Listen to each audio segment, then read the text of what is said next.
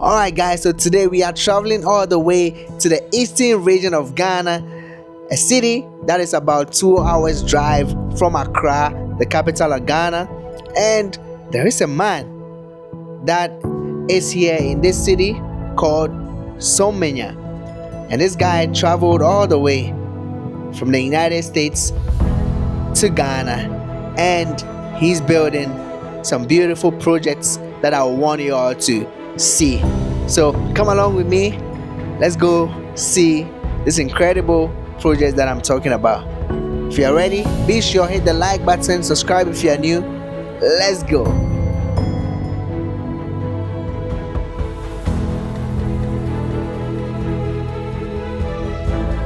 Alright, so here you go. I'm here with the CEO of this whole project that you see right here. There's a lot of sustainable homes that are here, and I want him to introduce himself.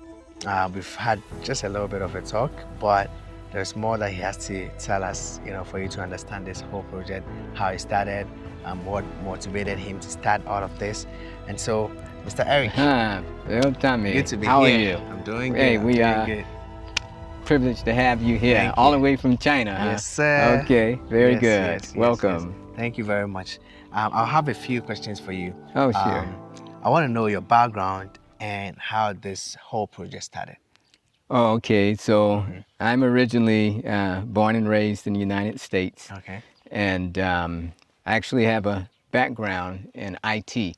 So I graduated from a school called Florida A&M University in the United States, and with a background in computer science. And but for the past maybe 30 years, I've been an entrepreneur, starting businesses. And I've actually, one of those businesses was a custom home builder. I didn't do much but my own home with that. But it gave me the experience, and I helped build a couple more projects in the United States. But when I came here about 10 years ago, I was just relocating to kind of be semi-retired. And I wanted to live outside the city. I wanted to be self-sufficient. And so I found 5 acres outside the city in the mountains. And I built an estate there, which was, my home, organic farm, had my own solar well. And then I went and decided to sell that home. And we put it on the internet, and I had one of my friends who's a YouTuber. He put it on his channel, and it sold in about 10 days. Oh. And so once it sold, people started contacting me from all around the world, saying, "Hey, we saw that home you built in Ghana, and we want to do something similar, but we're afraid of being scammed." Do you have a picture of that home they had? Oh yeah, I would share it with you. I would share it with you. It was an earth bag home, so instead of being built with the blocks, it was like these bags, you fill them with dirt, and you stack them on top of each other, and then you plaster over them. So it was earth bag. And so, but everybody was fascinated with what I did to be self-sufficient out there. So, and when I went to purchase that land out there, everybody thought I was crazy. Even the locals were like, "Bruni, what are you doing? You're going in the bush to purchase land, and you could afford to live in the city. Why are you doing?" I said, I just want to be outside the city. And it was like, but in the bush. And but as soon as I purchased that land and cleared and made a road, people purchased all the land around me, and it went up in value. So now, the land is very expensive over there. But, when I went, I was the only one there.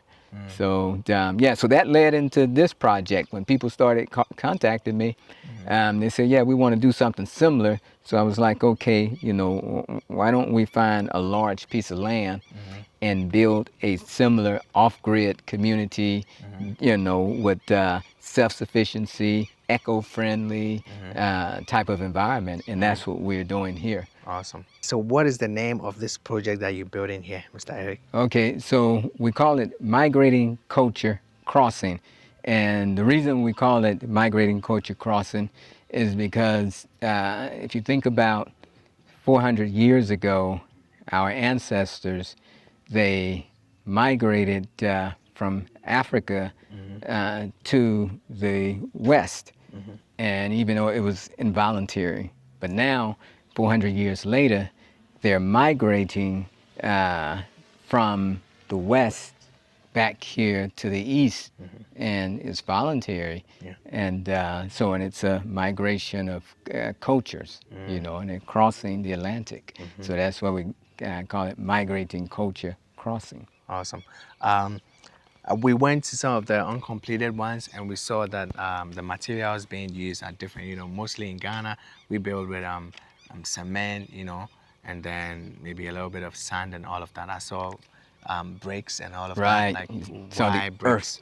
All right, so the earth blocks are basically, we're building how Africans have built for centuries with mud, but it's just new technology, but you're still underneath it's mud, because there's some advantages to building with mud, is that one is more self-sustainable. You know, you don't have to depend on inputs from foreign places, you know, you get it out the ground. And two, it keeps the home cooler, you know, so so the sun doesn't really penetrate it, it's still kind of cool inside without AC. And three is that people don't know, but a lot of people are allergic to cement and these concrete homes. And so when you're thinking that, you know, there's something wrong with you, you might have sinuses, it could be the actual material that your home is made out of. So so that's why we choose to build with earth blocks, and we just you know, plaster over them, but the homes will last forever. Okay, awesome. Can we walk for just a little bit? Oh, absolutely. It's I'd good. like to So move. you can see we have 200 acres here. And out of the 200 acres, we have 30 of those acres cleared for, we're growing a food forest. In those, in that acreage. So, you know, our home buyers will be completely self-sufficient, and that everything that they need is offered right here in the community. Okay, so you're saying that when people come here and leave, they don't have to drive an hour or 30 minutes away to That's right, to go to the market, because we're actually building our own markets here. We'll have amenities like swimming pool, gym, tennis court, everything right here, so that they don't have to go anywhere. And you've already been over to the wellness center with Dr. Eudora, so because a lot of our home buyers are elderly, you know, retired, so they want to have a doctor right here on site. So, yes. I see. What motivated you to, you know, first come to Ghana, and then second want to build sustainable homes specifically? Because, you know, people building in Accra, you know, they build for different people, the young people, the old people, and all of that. But you chose to come very off-grid. You chose to come to Ghana. Like, that was the first step. Yes. So what was the motivation behind all of that? To come to Ghana? Yes. You know, before I came to Ghana, I had never set foot in Africa, period. But I had always studied about Africa, you know, going to a historically black university in the United States. You know, FAMU is one of the largest black colleges in the United States. So I had always studied African history. And so when I started looking at leaving the United States, you know, I started trying to see where would I want to go. And I chose Ghana because the culture was fairly similar to the United States, and also the primary language, you know, was English. Everybody understood English. I didn't want to learn a new language. And so I decided, okay, you know, let's come to Ghana and visit for a month. And during, I came in like October 2015, and I stayed here 1 month. But before I left, I had decided that Ghana would be my new home. Okay, what was it? What was it about Ghana? Is it Oh, the culture? it was the Is it culture. the people? What It was the people. Okay. Hey, the women, just beautiful. Oh, come on! You I was had like, it for yourself. hey, I was like, man. You gotta come here. I was like, we must have been, man, we were, you know, I started seeing all the beautiful women and it just, I was like, oh no, I'm here. It's like we've been cheated in the United States. What happened? Come on, guys. Yeah, so, but yeah, it was, and everybody just treated you so warmly. Warm, yes. And yeah, and I just fell in love with Ghana. And after I left, I went to visit my family that December. We all gathered and I told them, family, you know, I got some news, I'm moving to Ghana. And they were like, when? I was like, as soon as I can sell my stuff. So 3 months after I came and visited here, I moved here 3 months later. I sold everything and I relocated. And I haven't been back in 10 years. I haven't been back to the United States. I haven't left here. You know, I left one time, like a couple months ago, to go to a business meeting in Dubai. But other than that, I haven't been out of Ghana. Because I started this project, I built my home in the mountains. When I sold that, I immediately jumped on this project. And so, yeah, so I just haven't had time to really travel, and I've just been totally focused on this. So, yeah. Wow. And, you know, it's a 200-acre project, so it's very time consuming. Yes. Wow. Mr. Eric, what you're doing here is massive, is big. People might not see, you know, how big this is going to be, but you give it a few years and it's going to be big. I know, you know what? I might even end up buying a property here, you know? You should. Never know. You should. The property right here is for YouTuber Jasmine Ama. Okay. Yeah, I saw the video. Awesome. Yeah. So yeah, we would be grateful, whoever wants to come and purchase. Basically what we do is when they buy from us, we offer, we've been running a half-price home promo where they can get the home for half price when they pay that amount up front. And they give us 2 years to build it. So all these homes you see coming up here, they've already been sold. So every home you see being built has already been sold. Awesome. And you know, every home will have to have its own solar, and we use well water. We filter it so you can drink the water right from the faucet. You don't have to go buy pure water. And yeah, so everything you need will be right here. Awesome. And around all the homes we'll have like edible landscaping where everything growing around your home is either edible or medicinal. Because yeah, we want that feeling of self-sufficiency. You know, so that's what we're about. Okay, awesome. So starting this from, you know, scratch, are there some difficulties that you've, you know, encountered? And absolutely. How did you solve that? Absolutely, you know. I mean, we didn't have much difficulty with the biggest thing is that it's usually land disputes. So we have a great landowner, part Ghanaian, part German, and they own the acreage, so it's private land. So we didn't, you know, that, but just doing business in Ghana is very difficult. And people come here and they tend to lose all their money. So it helped that I had a lot of entrepreneurial experience.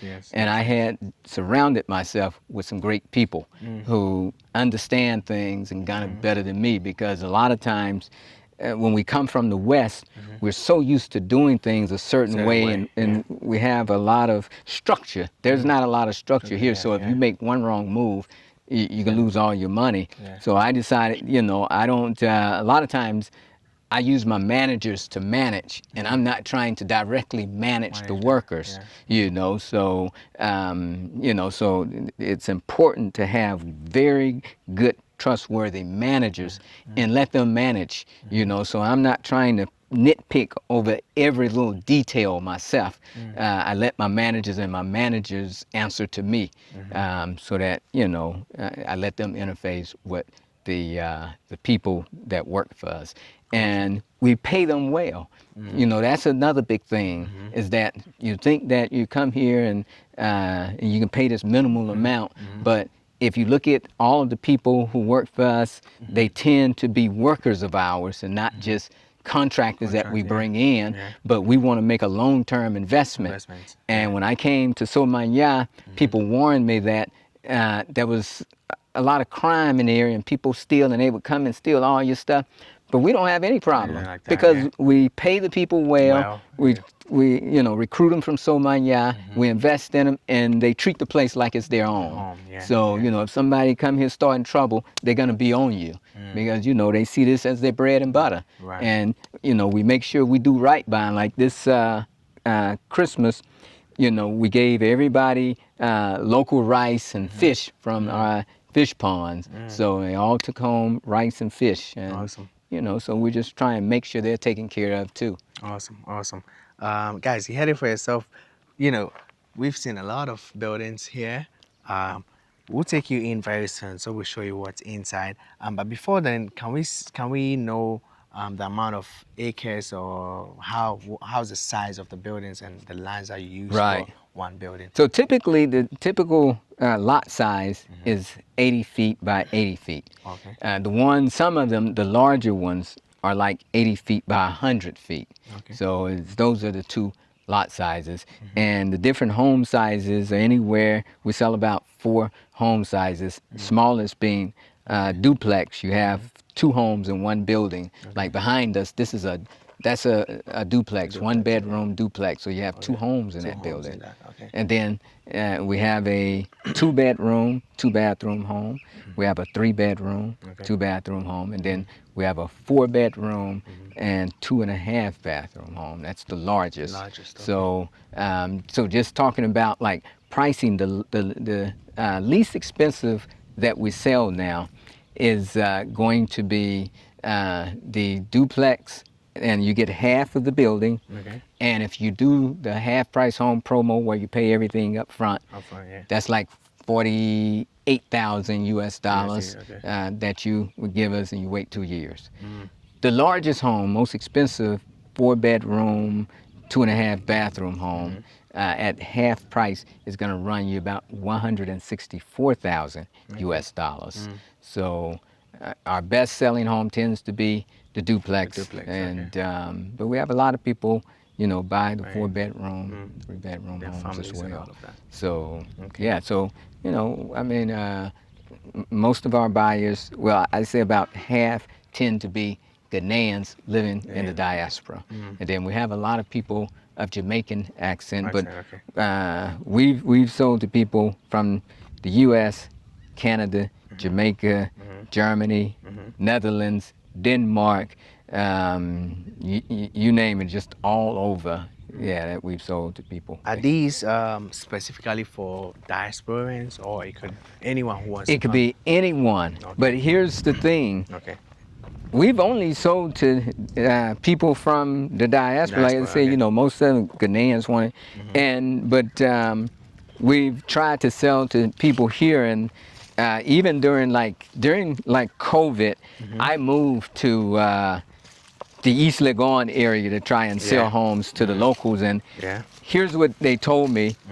They were like, Eric, no matter how much money people have here, if they live locally, they're not going to buy there, because in their mind, if they're going to come and spend that kind of money, they're going to go to their own village and build. They say they won't come there and say build up there. They say now when you get the community ready, then they'll come and buy. They'll come and join. So, and that's, you know, what we've experienced. Like none of the locals really buy here. I see. So. See, it's a big space, big land. Yeah, you see, we don't put the houses right up on top of each other. So a lot of space in between them. In fact, when the municipal assembly guys came over, they looked at how far, you know, how much space we had between, and they thought we were crazy, because they were like, why are you wasting so much space? You could double the amount and get double the number of homes. I said, but that's the whole idea, is that we call this a pocket community because we wanted to be surrounded with, you know, kind of an environment where people can come out and socialize, you know, so you can kind of put benches and chairs here, and you give them a reason to come out and socialize instead of just having a row of homes where people don't even know their neighbors. So, yeah, so you have almost, you can create a park area in here, in these areas. Let's talk about sustainability.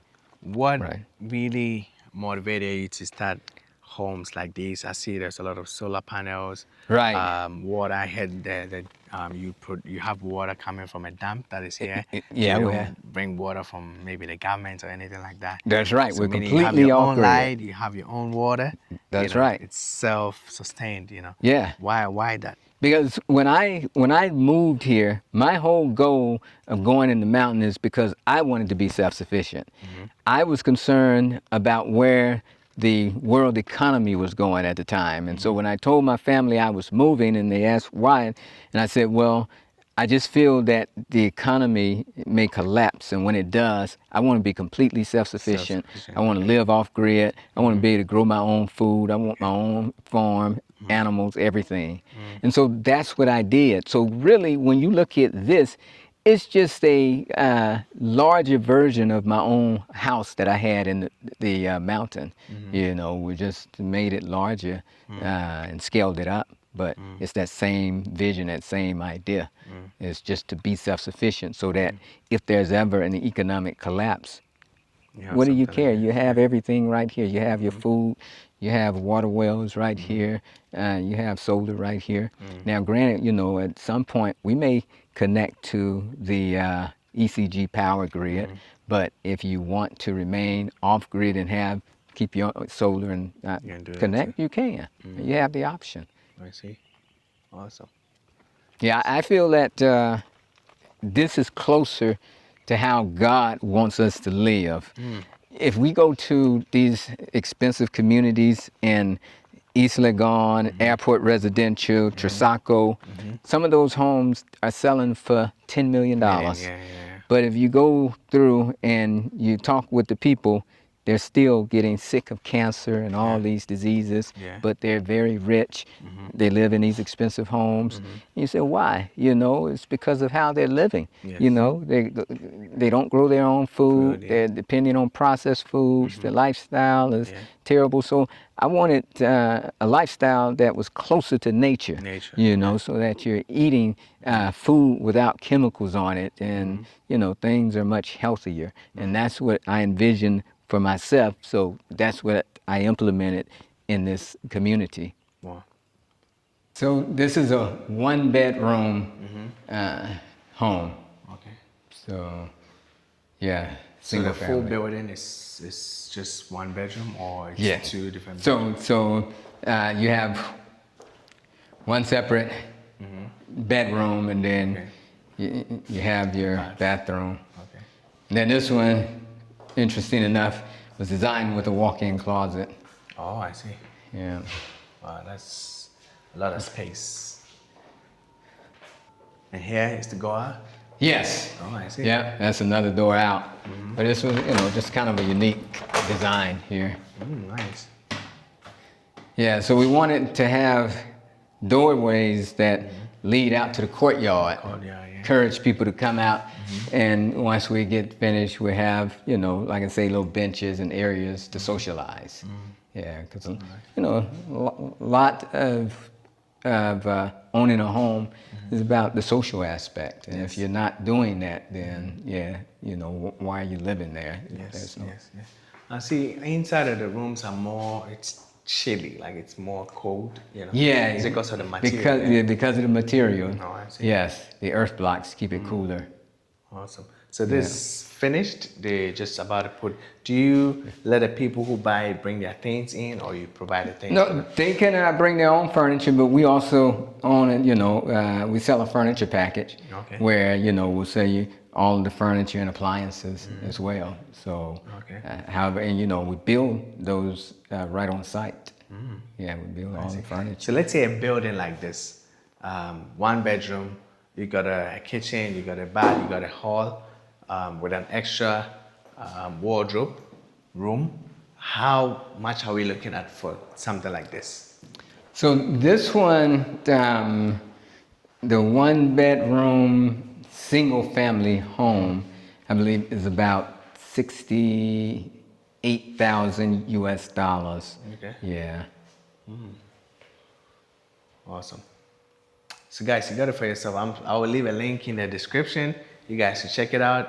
If they're ready to buy, we send them a construction agreement and they sign it online, and then send in their payments. Most of our home buyers, interesting enough, they purchase before they ever come and see the property. Whoa. And then when they get here, some, a lot of them have come after they purchase, and they get here and they was like, oh, this is even nicer than what I imagined. So they're very impressed at the quality of materials. Let's look at the kitchen a little bit.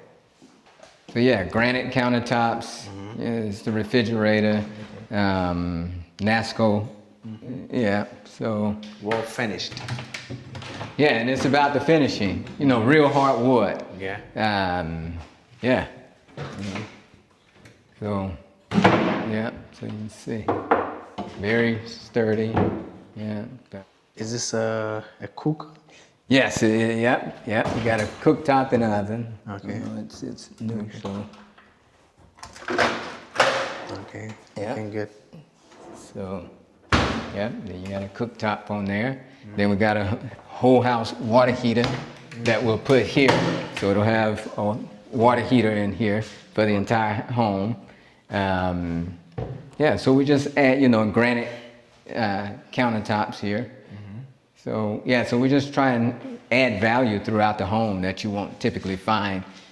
Mr. Eric, I know you've been doing this for years. How long have you been in the real estate industry yourself? So when I first dabbled in real estate, it was when I was in the U.S. I had wanted to build a home, and I purchased like 10 acres, and I started a company called McNeil Fine Homes, and so I built a home that was much, much, much larger, and then I helped people build like 2 more homes, friends. So, but that was my first time, and then I managed some projects because I used to manage a medical practice, and as we had medical offices, I would be responsible for getting the offices refurbished, and so going through all of the same real estate things that you would have to do when you're building, hiring workers and contractors and negotiating with them. So that's been 20 years doing that. 20 years. Yeah. So it just translates. So people was wondering, well, how did you do this so fast? It was just the growth and experience that I had obtained while in the U.S. Awesome. So do you think living or being born in the U.S. really helped a lot with, all this knowledge and all these, moves that you took to buy lands and, build sustainable homes like these? Or I don't think it's necessarily living in the U.S. I just think that because I have a strong entrepreneurial background. The average person coming from the U.S. wouldn't have any idea because they're used to working in an office. So when they come here, just trying to maneuver like I was maneuvering, most people would be scared to death of that. They'll have one loss and it will just, but I've lost, millions of dollars several times. So to me, I understand risk. So when you have an understanding of risk, then you know what's important. So I could see, coming here, I could see all of the potential problems that was going to come. So, and trust me, we've faced some almost insurmountable problems since we've started. And people wonder, well, how were you guys able? Because I've been down that road before, and I've seen it. I'm like, you don't want to do this. So, so it's just the experience. Yeah. You see everything by hand. We're not. Yeah. You're not bringing so many materials from outside. You come. Maybe you finish them here. You do a lot of the things here. Exactly. Exactly. Okay. Yeah. Are these buildings also, built for the weather, the harsh condition? Absolutely. So these buildings will last a lifetime. Yeah. So, so we can walk through. Okay. Let's get it.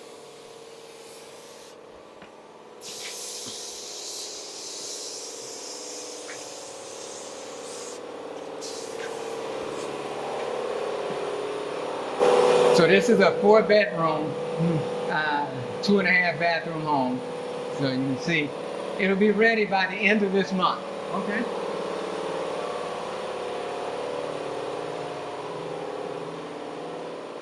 Like you know, This is the kitchen. this is a pantry area, you know, so that we can put the washing machine. Yeah, so like a laundry. And then we have the storage space there. Okay. So, and you have your kitchen here. The open floor plan.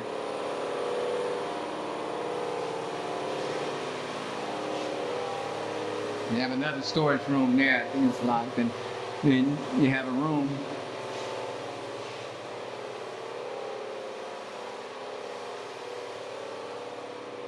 A huge wardrobe space. What, is the idea going to be just fans or we? So the fans we include with the home. Okay. But if you want an air conditioner, you add an air conditioner.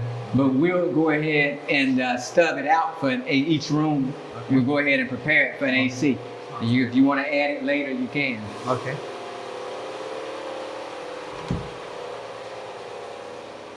So this is the master bedroom, and you can see how much wardrobe space you got there. This is a bigger bedroom, not a master bedroom no more.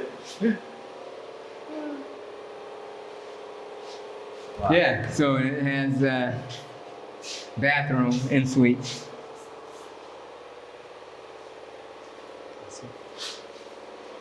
So this is going to be the wardrobe? Yeah, so it has doors over it. That is massive. It is. It's massive. Let's say a short guy like me. I'm not going to get up there, Mr. Eric. Oh, you have a, you know, you have like a ladder. Okay, a ladder. One of those benches that you can walk up. Okay. But this is usually for like storage. You don't, storage. Yeah, you keep don't necessarily be going up there every day. Yeah. You know, so probably the right here is what you need. Okay. So, sounds good. Yeah. But yeah, you can. I'd also like to know what are some of the misconceptions that people have about sustainable homes and off-grid living? That it's cheap. Cheap. Yeah, they think it's sustainable. Oh, I can go get me one of them sustainable homes for so cheap. And this is what was the thinking behind, like when they told, you know, when I was learning about earthbag, and, you know, I was reading all this stuff. They said, yeah, you can build your own home so cheap. Man, that home is so expensive. Because the thing is cheap if you build it yourself. Yes. But think about if you hiring people and the earth bags are like this and you have to carry those heavy bags very high, a contractor is going to charge you more money. Yes. And then it's going to be difficult because you're using bags. It's difficult to get your walls straight. So your walls are kind of curved a little bit. Yeah. So now, because your walls aren't straight, the contractors that come behind and have to work on it, they're going to charge you more because they're going to say you don't have straight walls. So the tiling person, the cabinet person, all of them going to charge you more money. So you end up spending more money on an earthbag home than you would do. So that's why they build standardized homes with concrete, because they're cheaper. But when you go outside of that and you want to do something different, like these sustainable homes, it ends up costing you more. You know, so yeah. So, so for the pricing that we're charging, you know, with the quality materials, you see that even in our roofs that we're using, like metal trusses, all of that is a higher quality material. So we're giving a lot for what the person is actually getting. So it's a good value for your money. Yeah, definitely a good value. But yeah, that is. But yeah, that sustainability is definitely not cheap. All right, guys. So we've gotten to this side of this whole project that is here, and this right here is a wellness center. Inside it, they've got a doctor inside who is taking care of the people that live here and even the environment, the community that is around this place. And I just talked to her. And the things that she mentioned about nutrition and all of that, I want you to come inside and come hear it for yourself. So join me. Let's go meet Dr. Eudora. Good meeting you. Same here. I was here just a few minutes ago, and she was telling me so many things about the nutrition room that is here. As you can see, there's a lot of, you know, supplements and herbs and, you know, smoothie stuff. You know what? I'll let her talk and take it from here. Dr. Eudora. Yes. Where is this place? that we are right We are in Somanya, migrating culture, near the Farmers Plaza or the Bonso Tick Farm. Okay. Yes, and this is a self-sustainable community that we are developing, home for everyone who cares about their health, about the environment, about healthy living. So over here is the wellness center for the community, but we are also open to the public. However, it's strictly by appointment if you want to go through health consultation or to see the doctor. Other than that, too, people can come and pick up whatever they want, buy, and then go. All right, so we have various departments over here. First of all, like the brother said, I'm Dr. Idora Batami Kudiabo. I'm a naturopathic doctor. However, I specialize in colon hygiene and medical nutrition therapy. Yes, medical or clinical nutrition therapy. You find out why this is very important. So we have various departments. We have the nutrition department, and then we have the detoxification department. Then we have the neuromuscular rehabilitation and the spa department. After that, yes, all these sound foreign, right? Yes. Even though it's natural, but it's kind of somehow foreign. They've branded it to sound foreign. Then we have our typical African indigenous wellness center. You'll be seeing it when we get to that side. So once you come over here, first thing is the consultation. That's if you want to do a lifestyle reset. We go to the consultation, and through that, we are able to know what you need. Then we write a lab request for you to go and do lab. We are setting up our lab, but it's not ready yet. So right now, you go to any lab of your choice, or we can help you choose trustworthy labs that we work with. Once you go and do your labs and you bring it, then we evaluate the lab based on what you indicated in your consultation form. And then in the lab, then we are able to tell you what the problem is. We write it nicely for you. That's what we call reports of findings. From A to B, we go detail with the explanation. After that, then the treatment modalities come in. When the treatment modalities come in, like the detoxification, looking at how people live, they never miss this room. Everyone seems to enter that room. That is what we do, our colon hydrotherapy. Come on. We will take you there. Colon hydro, like the large intestine hydrotherapy is a way of using treated water to irrigate, to flush out all the toilets from the large intestine, because that is where a lot of people's problem begin from. The colon, you know, the colon has, the gut health is so unique that the gut has its own brain. Yes. There are certain parts of the gut that is not controlled by the brain. It controls itself. That is how superior and how bossy and how important it is. So a lot of the problem, we go straight to that region. And when we go there, dissect things and all that, we are able to find the culprit. Of course, the food we eat play a major role. So now, when you go through all the treatment, I'll be showing you the various departments. After going through all the treatment, then we come over here. The supplements. These supplements are not just ordinary supplements that you can find in the market. You can't find them anywhere else. We travel all over Africa, even sometimes outside of Africa, but majority, about 95% of them are from various African countries. We harvest wild material, like raw materials, bring them to Ghana, and they process them right over here for our patients' need. So we have various range of products from the M1, that is for, it's not manpower. The M1 is, you know, as men grow, there is this thing called PSA. So we have the M1, which help to correct the male reproductive system, making sure your PSA stay balanced, etc. It's different from manpower. I used to formulate manpower, but I realized men were abusing it. They were using it for recreational stuff, but the manpower actually is for people who have erectile dysfunction.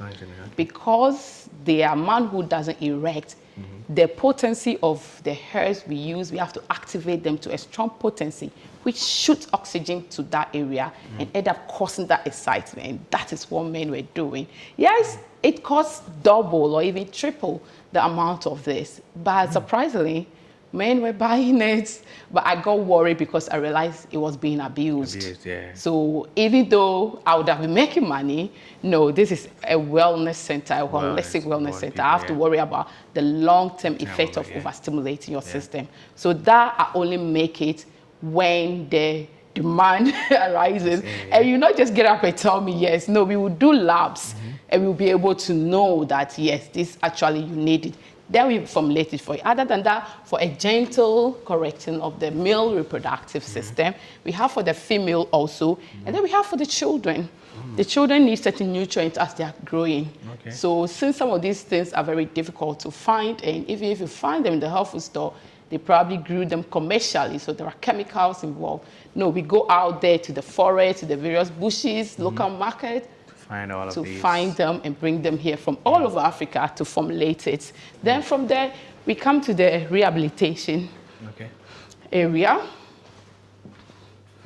In the future, we'll be doing what we call ionization foot bath, where we remove toxins from the entire organ system through the feet. We have a way of using salt to manipulate the electrolytes in your body or the electricity in your body, and that will help to pull out the toxin. It's very good for people with arthritis, diabetes, and therefore general, the thing is, everything we do over here is for health maintenance, maintaining a healthy body. However, most people get to find out about us when they are going through issues. So after we help them reverse their condition, we move them from curative to preventive or health maintenance program, whereby they come once a month just to make sure they reset their body. So meaning that people can come here, live here, yes, but they don't just live here. They got to take care of their bodies, their health, everything. Yes. Do you have activities that push the people who live here to come here every time to come check themselves and all of that? We are working on it. I'm planning usually we are doing the sisters first, so we are doing the female circle, the sisterhood circle, where women from all ages will group them from the youth to the elderly, especially the elderly. Most of the time they are neglected, to come over here, camp around, so that we can have about a 1 week to 2 week time to really take care of them. So that is coming. After that, then we will do the men as well. Awesome. So over here we do rehabilitation over here. It can be full body massage, it can be deep tissue or relaxation massage, and then we also do reflexology.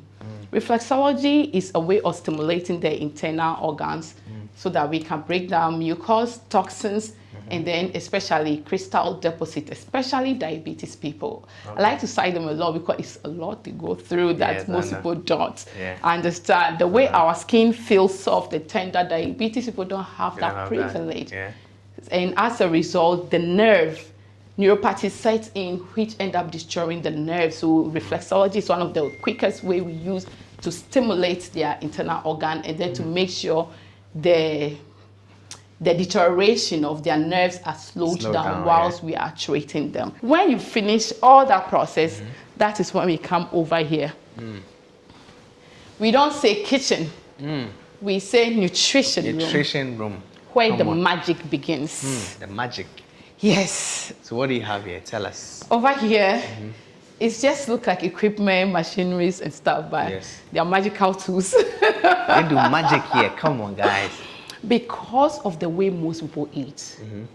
I've been practicing this for over 15 years.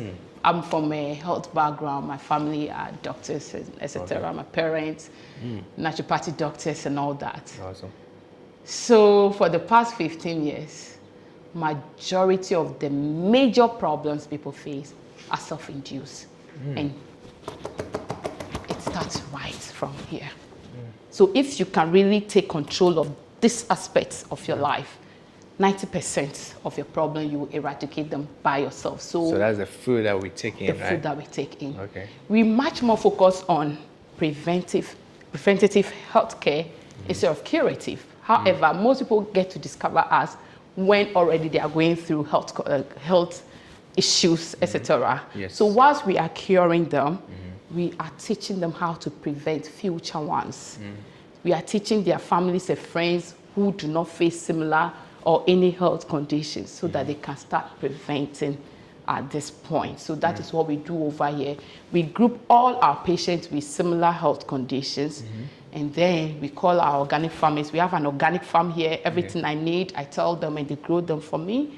Then we formulate substances from the supplement how to prepare them into your protein shakes or smoothies, to the meal, your breakfast, your lunch, your dinner, your snack, whatever.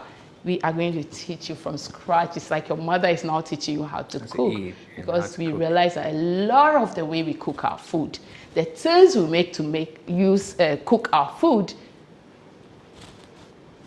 that is what is causing the problem. And then we focus much more on the traditional food. Why? Because most of the time, they don't use these deadly chemicals to grow them. Yes. So mostly my patient, their breakfast and dinner is on me, because we have to use this supplement that we go all over Africa to collect and formulate.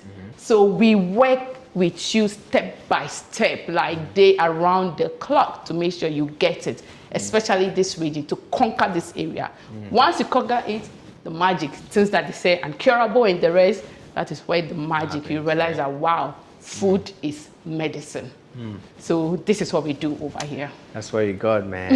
I tell you what, I've been saying in some of my recent vlogs that we got to take care of our bodies and in the temple of the Lord and all of that. Yeah.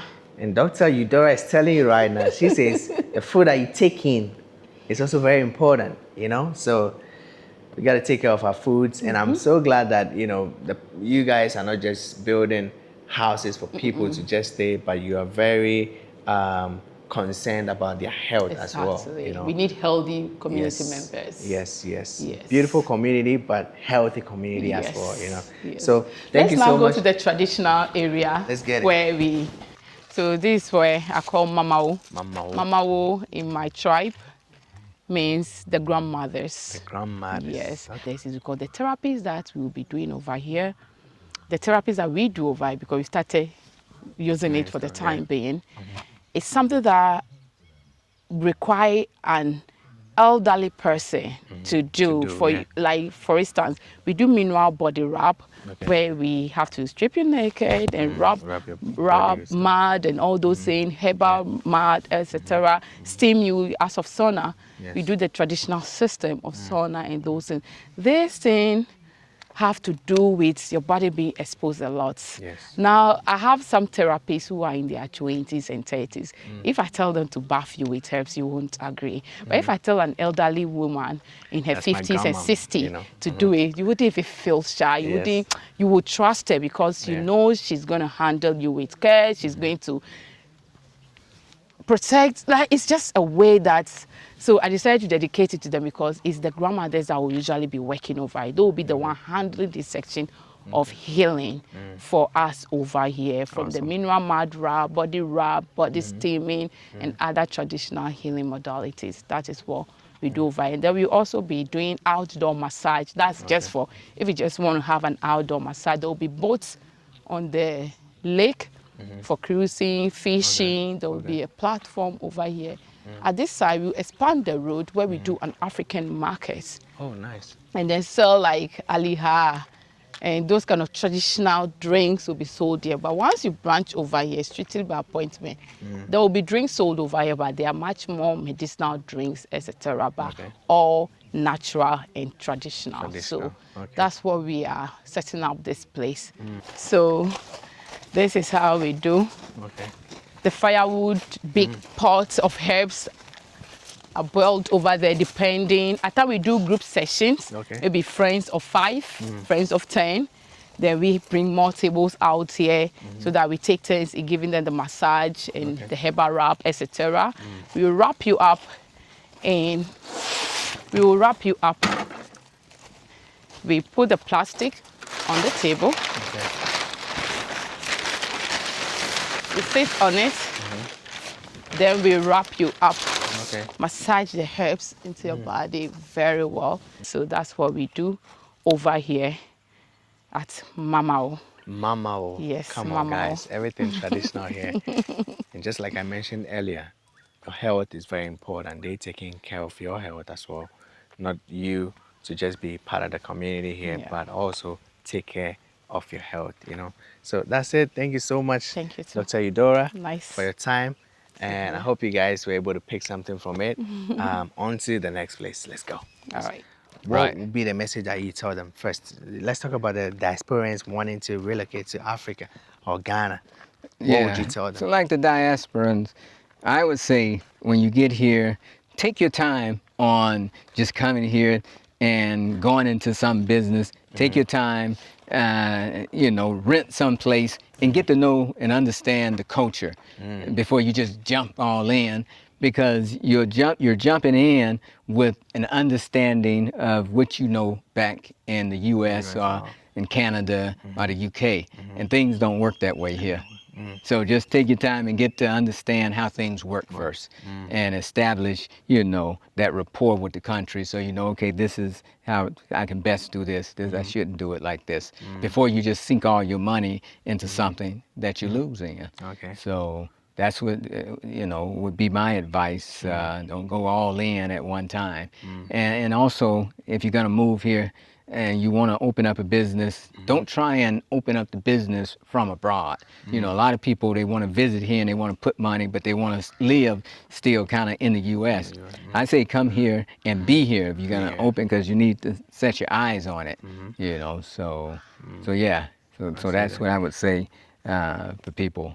Peace and blessings. I'm glad seeing this myself, and I want to get into real estate myself, so it's good, seeing all these on ground. I'm seeing what Mr. Eric is doing out here in Ghana is really massive and impressive. All right, Mr. Eric, thank you once again. Thank you for coming out. Yes, thank you. We'll keep in touch for sure. Yes, you have to teach me some Mandarin. Some Mandarin, yeah.